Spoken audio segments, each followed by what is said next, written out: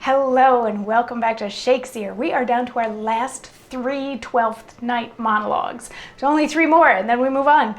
But before we get there, we got to hear from Duke Orsino today in Act 5, Scene 1, which is the only scene in Act 5. So yes, we're very close to the end of this play. And Act 5 started out with Fabian trying to get Malvolio's letter from Feste, who wouldn't give it.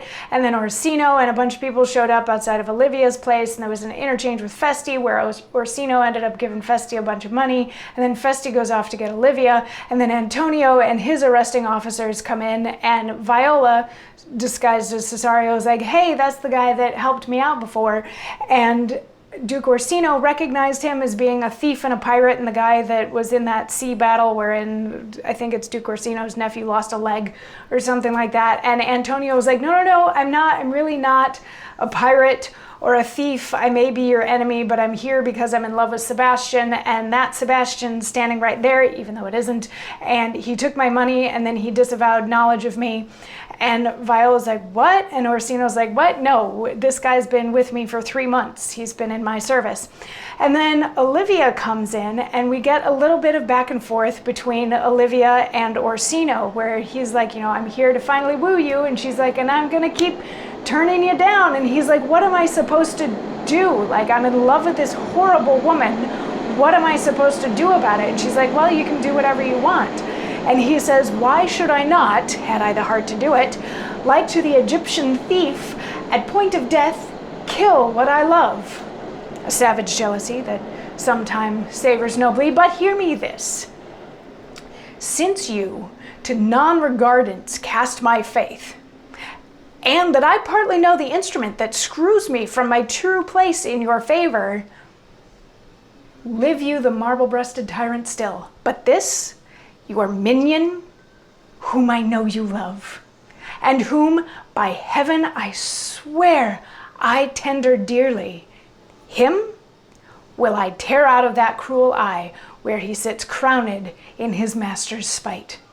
Come, boy, with me. My thoughts are ripe in mischief. I'll sacrifice the lamb that I do love to spite a raven's heart within a dove. So what he's saying here is like, why shouldn't I go ahead and kill you, even though I'm not going to kill you? But what I do know is that you don't like me because you like Cesario. So what I'm going to do, since Cesario is my servant in my service, I'm going to make sure that you never see him again, because that's what I can do. I can take him out of your life. And Viola is like, I will happily go and die for you. And Olivia's like, wait, what? And Viola's like, yes, I'm in love with Orsino. And Olivia's like, husband, Cesario, like, come be my husband. And all the rest of them are like, what? You're married? And then a priest comes in, and Olivia's like, tell them that we're married. And the priest verifies that they got married. And Viola's like, I don't even know what's going on. But then Sir Andrew Aguecheek comes in bleeding, and he's like, Cesario beat me up.